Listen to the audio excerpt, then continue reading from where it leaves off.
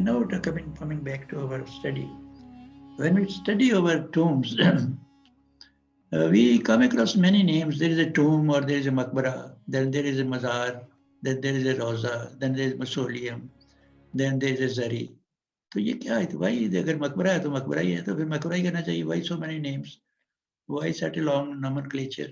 The tomb or maqbara is a place where somebody is buried. That's maqbara Qaid-e-Azam, maqbara Jahangir, maqbara Noor Jahan, so and so. Simple. Where somebody is buried, that is a maqbara.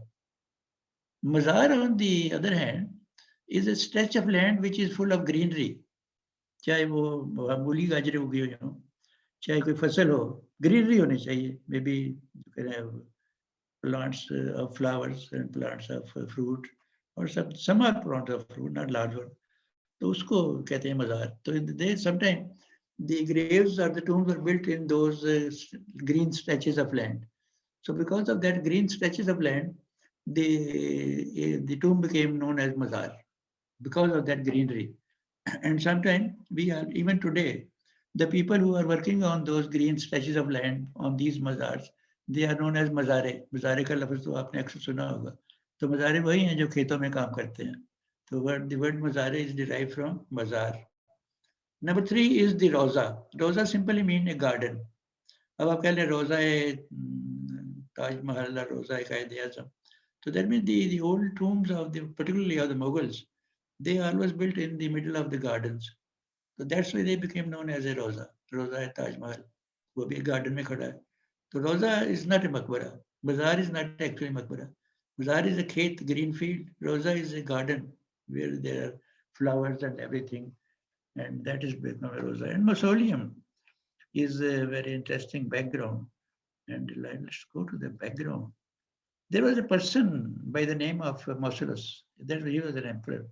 He was ruler of Caria from this date to this date. He took part revolt against an Iranian ruler whose name is Artaxerxes Memnon, sorry. And then he conquered the area and then so on. But what happens is, when he was about to die, he requested his wife, who was not only wife, she was her sister also. So it was normal practice on those days कि लोग सिर्फ अपनी बहनों से भी शादी कर लेते थे. Even if we go to our own history, तो जब हज़रत आदम अलैहिस्सलाम नीचे आए तो obviously उस वक्त बहनों की और भाइयों की शादियां हुई, तभी ये नस्ल आगे चली. अब तो नहीं हो सकता ये. So we come across the names of the sons of Adam अलैहिस्सलाम. दो नाम तो आपने एबल और काबिल देख लिए. But there was a third name also. There was a name as Sheeth, S-E-T-H. तो हम लोग जो हैं, we are सब शीत की औलाद से हैं. ना हाबिल की औलाद से हैं, ना काबिल की औलाद से हैं. We are from Sheeth. Anyway, तो ये जो practice थी, marrying the sisters and marrying the becoming the wives, or taking them as wife, that was a common practice. So even we know when Muhammad bin Qasim was coming to invade India, उस वक्त यहाँ राजा दाहर की हुकूमत थी, and Raja Dahr had a number of Najumis in his court. तो उसने नजूमियों से कहा, how can we stop this invasion? तो नजूमियों ने कहा, there's no problem, you just marry your sister and everything will be okay. So he too married his sister, लेकिन वो काम नहीं बना, he was still defeated. So yeah, that is a practice common. Even in certain cases, we come to know that if father died, the mother used to become wife of the eldest son. So that is also another practice.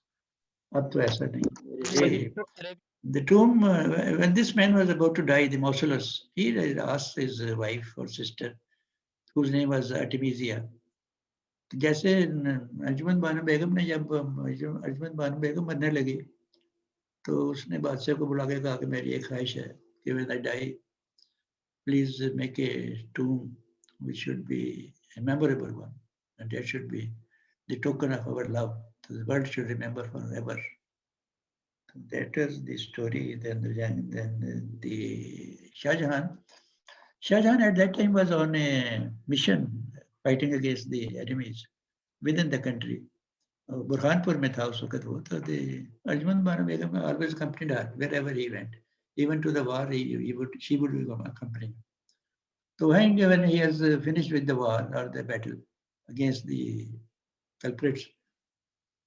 So the lady or the Arjun Banu Begum was to bear her 14th child. तो 14 सालों में 14 साल की शादी में उसने 14 बच्चे पैदा किए. But when she was going to deliver the 14th child, she died during the course of the birth. But leaving with the message to the emperor कि मेरी बहुत अच्छी खूबसूरत आपने कब्र बनानी है. Now that time he was in Burhanpur, and Shah Jahan decided to build a Taj Mahal, or whatever the monument he was going to build. In Burhanpur also, at the bank of a river, Burhanpur में भी एक river है बहुत बड़ा, known as River Tapti. So it was decided that the monument will be built at the bank of River Tapti. But then somehow, when the capital shifted from Delhi to Agra and from here to here and here to here, ultimately, Shah Jahan decided to make a monument in Agra at the bank of River Jamna and not in there. But in the meanwhile, because the monument had to take a long time for the construction, as an amanat, the lady was buried in Burhanpur. So the construction, जो हम बात कर रहे थे उससे पहले उसके mausoleus की, the structure was designed. The structure of the mausoleus tomb was designed by the Greek architects Styros and Pythias. They both were the residents of a city known as Perine. The mausoleum stood approximately 45 feet in height. So you can imagine 45 feet, I mean 148, and I think the Minar Pakistan is 220. So you can imagine the height of this monument, a fairly high monument. Each of the four sides were adorned with the sculptural reliefs created by each one of four Greek sculptors. And these are the names of the sculptors who were responsible for various kinds of sculptures for this great monument. The finished structure of the mausoleum was considered to be such an aesthetic triumph that it is recognized as one of the seven wonders of the ancient world. And this is the man who is known as the Mausoleus, and this is supposedly his tomb was like this. This is his closer view, and this is his coin. And this is what the historians think, that his tomb looked like this when it was complete and he was standing there. And at the top of his tomb building, over here, there is a chariot with 4 horses. This is a normal size or natural size chariot. I mean, जो घोड़ा है वो घोड़े के size का ही है, ना छोटा है ना बड़ा. This is known as life size, technically life size. So this whole sculpture is life size sculpture, and because it is driven by 4 horses, it is known as quadrigas. Quadriga mean Quadrigae. Quadrigae mean a two-wheel chariot which is pulled by 4 horses. So this is at the top of the monument over here. Imagination of the tomb. And now this is the present condition of the tomb. The tomb was destroyed by a huge earthquake. This is what is left of the material. This is at the city of Bodrum, previously known as Halicarnassus. Now, because of the tomb of Mausolus, who was buried in this building, after the name of Mausolus, the building became known as Mausoleum. And since that time, every large tomb is known as mausoleum. So just remember that the word mausoleum has come from Mausolus. Because Mausolus was buried in that building, the building became known as mausoleum. So that is the reason why the mausoleum is now known for any building, any large tomb which is of a bigger size. हो सकता है गलत भी हो, जैसे mausoleum आप कायदेज़म कह देते हैं. Actually, the mausoleum is only used for the Mausolus. The anatomy of typical royal tomb is like this, that we make a grave underground. जैसे अभी आप बता रहे थे मुझे, that is a flight of steps goes down, and then the actual grave is here. This is the original grave. Then there is a room here. Yes, sir. And exactly above this. लेकिन sir वो वाली grave बिल्कुल नीचे है. जी बड़ा change हो सकता है, बहुत कुछ हो सकता है, क्लोज भी हो सकता है, बहुत नीचे भी हो सकती है. And then the upstairs, exactly above this, there is an empty grave. which is known as a cenotaph. This is the cenotaph. Then on the right side of the cenotaph, there is a slab, vertical slab. उसको कहते हैं epitaph. Epitaph का, what is epitaph? Epitaph is an English word. It is a derivative from epitome. तो epitome मैंने शायद आपको शुरू में कहा था कि एपिटोम क्या चीज होती है, अर्क होता है किसी चीज का, अर्क निकाल लेना आप. तो epitome is this the brief history of the person who is buried. तो उसकी तो यहाँ लिख देते हैं, फलां सन में पैदा हुआ, फलां सन में डेथ हो गई, फलां जगह डेथ, इसने ये काम किया, फिर 2-4 शेर लिख देते हैं. दैट इज द कतबा or the epitaph. So and then above this, then there is the main building or whatever it is.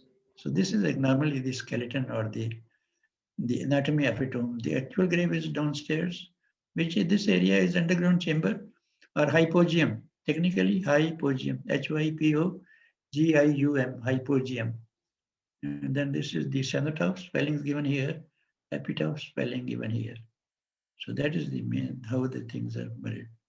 And then if you go to Taj Mahal, you see a huge garden in front of the Taj Mahal. Taj Mahal is here. These 4 are the minarets of Taj Mahal. And then the 4 turrets of Taj Mahal and the main dome. So Taj Mahal is standing here. On the western side, there is a mosque, because mosque has to face through Qibla.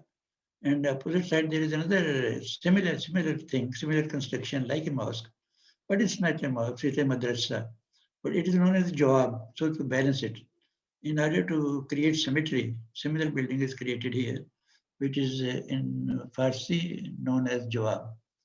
Now the garden is divided into 4 parts, 1, 2, 3, 4. And what is dividing this big garden into 4 parts? These 4 canals. And the idea of these 4 canals comes from Quran. And the Quran says that when a pious person will go to paradise, in paradise, he will come across 4 rivers. One river will be of pure water here. Second river will be pure honey here. Third river of pure milk over here.